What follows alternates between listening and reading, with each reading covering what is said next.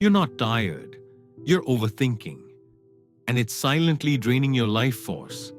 You're lying in bed, but your mind is running a marathon. You're staring at your phone, but deep down, you're drowning in what ifs. You're stuck in a loop, replaying conversations, imagining failures, guessing what others think about you. And somehow, you've convinced yourself that this is helping you. But let me tell you the truth. Overthinking is not preparation.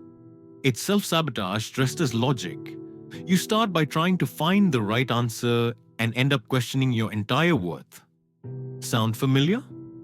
Here's something most people never tell you. Your mind lies to you. It creates fears that don't exist. It paints worst-case scenarios even when reality is peaceful.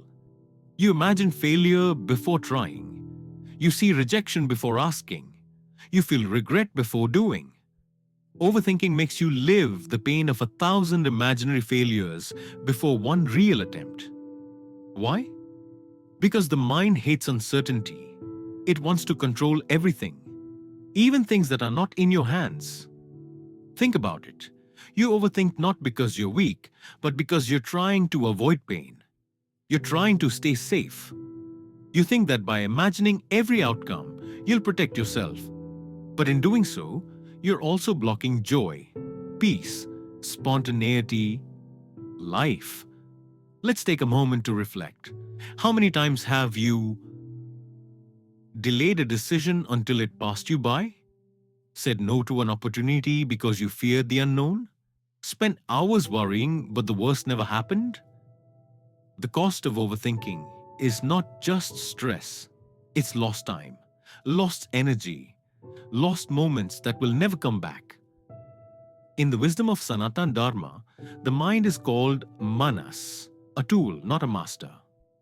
In the Bhagavad Gita, Lord Krishna says, a person who has conquered the mind is calm in heat and cold, pleasure and pain, honor and dishonor. Why? Because the true self, the Atma, is beyond thought. It acts with awareness, not with fear. The Gita doesn't tell Arjuna to sit and think. It tells him to act. Not recklessly, but with wisdom and detachment. It says, Karmaniya vadikaraste, ma phalashu kadachana. Do your duty. Focus on your actions. Let go of the fruit. What does that mean for you? It means do your best, be sincere, but stop worrying about the result. That's how you stop overthinking, by surrendering the outcome. Most people believe that peace comes from having all the answers, but Sanatana Dharma teaches peace comes from trust. Trust in Dharma, trust in karma, trust in your journey. Because real growth doesn't happen in perfect plans, it happens in honest action, in showing up, even when your mind is full of doubt. Here's a secret. You don't have to quiet your mind completely. You just have to stop obeying every thought it throws at you. Your thoughts are not orders, they're suggestions, and not all of them deserve attention. If your inner voice is always anxious, don't silence it. Question it. Ask, is this thought helping me? Is it true? Is it kind? Is it needed right now? When you become the observer of your thoughts, you break the loop. So how do you stop overthinking in real life? Here are some steps you can practice daily. Journal your mind dump. Write your chaotic thoughts on paper. Get them out of your head. Act quickly on small decisions. Choose, act, move on. Perfection is not the goal. Progress is. Spend time in silence. Even 5 minutes of quiet breathing helps calm the storm. Trust your past self.